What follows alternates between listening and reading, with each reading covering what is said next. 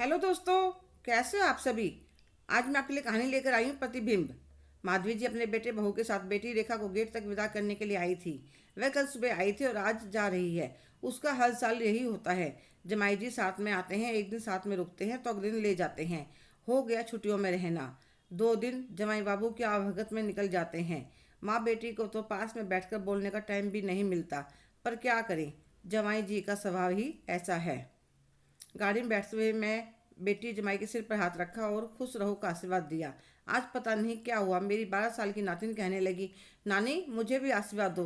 तो मैंने मजाक में कह दिया, अच्छा जल्दी से तेरी शादी हो जाए और तुझे तेरा राजकुमार मिल जाए। तो वह हंसकर कहने लगी, नहीं मुझे राजकुमार नहीं, बिल्कुल अपने पापा जैसा हस्बैंड चाहिए। और मेरे मुंह से निकल गया, हाँ हाँ, भगवान करे तुझे भी तेरे पापा जैसा पति मिले। वे लोग चले गए, हम सब अंदर आ गए। मैं भी अपने कमरे में अंदर आकर लेट गई और अपने कहे शब्दों पर गौर करने लगी। आज ये मैंने क्या कह दिया उस छोटी सी बच्ची को। नहीं नहीं, मैं नहीं चाहती मेरी छोटी सी गुड़िया को उसके पापा जैसा पति मिले। राजन की शादी मेरी बेटी रेखा के साथ 15 साल पहले हुई थी। देखने में सुंदर सजीला, बढ़िया नौकरी, घर का मकान, फिर भी मेरी बेटी जब से विदा होकर गई है, कभी उनके घर में खुशी और सुख क्या होता है महसूस नहीं किया।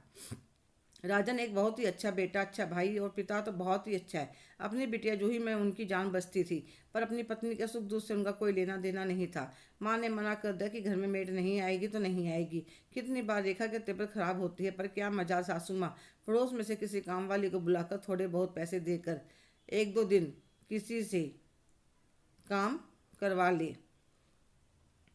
अगर खाना बनाने की हिम्मत नहीं है तो खिचड़ी बना दे, पर बनाना तो तुझे ही पड़ेगा। मेरी माँ को तो पूरी उम्र हो गई काम करते हुए। आज के ज़माने में भी मोबाइल फ़ोन नहीं रखने देते। कभी बात करनी हो तो एक फ़ोन पर अपनी माँ के कमरे में लगवा रखा है। वहाँ भी सासू माँ की परमिशन लेकर महीने 2 महीने में एक बार फ़ोन कर सकते हैं। क्या बात करनी है हर रोज़ की हर रोज़। राखी पर भी राखी कोरियर करवा देते कि अब मेरी बहन आएगी तो उसकी तैयारी कौन करेगा। कहीं घूमने नहीं लेकर जाता, और अगर लेकर भी जाते तो पूरे परिवार के साथ प्राइवेसी नाम की कोई चीज़ नहीं है। उनके घर में कितने साल बीत गए पर कोई परिवर्तन नहीं आया। यही सब सोचते सोचते मेरी आंख लग गई। रेखा को घर से गए अभी 15 दिन हुए थे। एक दिन उसका फ़ोन आया। पहले तो मैं फ़ोन उठा ही नहीं रही थी, कोई अननोन नंबर था। फिर मैं 2-3 बार आने पर उठा लिया। उधर से रेखा बोल रही थी, मम्मी मैं, अरे रेखा तुम, यह किसका नंबर है मम्मी? राजन ने मुझे मोबाइल ला कर दिया है कि आजकल सबके पास होता है, तुम भी अपने पास रखा करो। अब तो मैं जब चाहे आपसे बात कर सकते हो। और आपको एक बात बताऊं, हम अगले संडे फिल्म देखने जा रहे हैं, मैं, राजन, जूही और चिंटू। मम्मी पहली बार अपनी फैमिली के साथ अकेले घूमने जाऊंगी। हाँ, आपको एक बात और बतानी थी, राजन ने अपनी मम्मी से कहकर घर में बर्तन सफाई वाली भी लगवा दी है। पता नहीं मम्मी राजन को क्या हो गया है। जो चमत्कार इतने सालों में नहीं हुआ वह अचानक कैसे हो गया। जब से घर से आए हैं बिल्कुल ही बदल गए हैं। बहुत ही प्यार से बात करते हैं, और कोई मुझे कुछ कहता है तो उसे धमका भी देते हैं। सासू माँ 2 दिन से मुंह फुलाए बैठी है कि काम वाली क्यों लगवा दी। कहने लगी अपने आप ठीक हो जाएगी।